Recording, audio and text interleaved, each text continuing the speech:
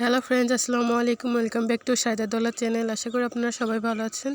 আজকে আমি আপনাদের সাথে একটি স্পেশাল চিকেন কারির রেসিপি শেয়ার করব। তার জন্য প্রথমেই কড়াইটা গরম করে তেল দিয়ে আলুগুলো লাল করে ভেজে নেব। যেহেতু এটা মুরগির মাংস রান্না করব, তাই আলুটা ভেজে দিলে একটু স্বাদটা ভালো আসে। আলু ভাজার জন্য সামান্য হলুদ গুঁড়ো ও লবণ গুঁড়া দিয়ে ভেজে নিতে হবে। উল্টে পাল্টে লাল করে আলুগুলো ভেজে নেওয়ার পরে একটি পাতিলে তুলে নেব।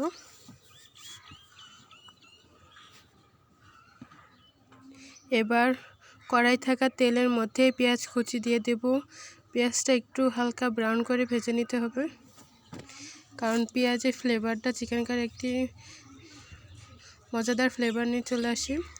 এবার পেঁয়াজ ভাজা হয়ে গেলে পরে এর মধ্যে একটি মশলা দেব, মশলার পেস্ট, হলুদ গুঁড়া, লবণ এবং শুকনো মরিচ গুঁড়া ভিজিয়ে রেখেছিলাম যাতে এটা বাটা মশলা ফ্লেভার আসে। এবার এর মধ্যে দিয়ে দেবো রসুন আদা বাটা, দিয়ে ভালোভাবে মশলাটাকে কষিয়ে নিতে হবে। মশলা থেকে তেল ছেড়ে দেওয়ার পরে এর মধ্যে 2টা তেজপাতা দিয়ে আবারও ভালোভাবে নাড়াচাড়া করে নিতে হবে। ভালোভাবে মশলাটা কষিয়ে নিতে হবে।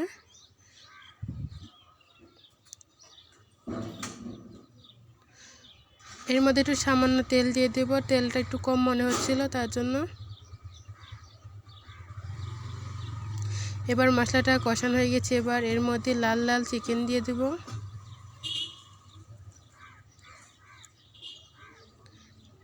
চিকেনটা দেওয়ার পরে ভালোভাবে মশলার সাথে কষিয়ে নিতে হবে।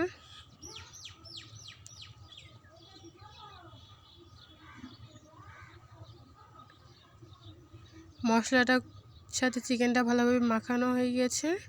এবার এটা রেখে দিতে হবে। এর মধ্যে পানি দেওয়া যাবে না, কারণ চিকেন থেকে অনেক পানি রিলিজ করে দিবে মশলা। এবার চিকেনটা ওই দিকে থাকুক। এবার একটি মশলা তৈরি করে নিতে হবে। বাটা মশলার মধ্যে জিরা, এলাচ ও দারচিনি ভালোভাবে বেটে নিতে হবে। মশলাটা বাটা হয়ে গেছে। এবার ভেজে রাখা আলুগুলো চিকেনের মধ্যে দিয়ে দিতে হবে। দেখুন, চিকেন থেকে পানি বেরোনো শুরু হয়ে গেছে।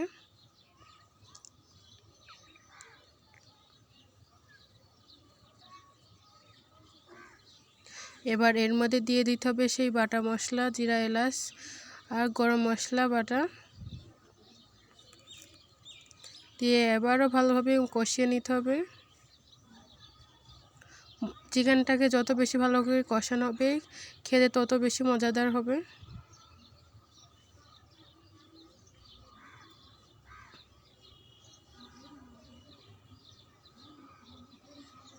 দেখুন কত সুন্দর চিকেনের কালার চলে এসেছে, মাশাআল্লাহ।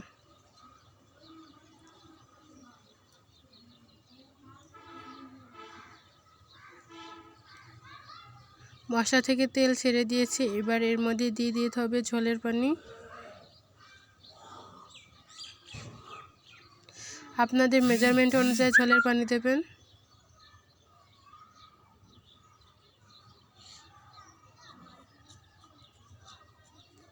এই যে আমাদের ঝোলের পানি দেওয়া হয়ে গেছে।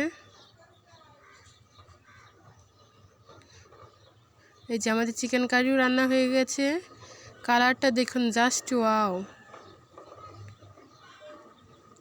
আজকের মতো এখানে বিদায় নিচ্ছি। আল্লাহ হাফেজ। ভিডিওটা ভালো লাগলে অবশ্যই লাইক, কমেন্ট, শেয়ার করতে ভুলবেন না।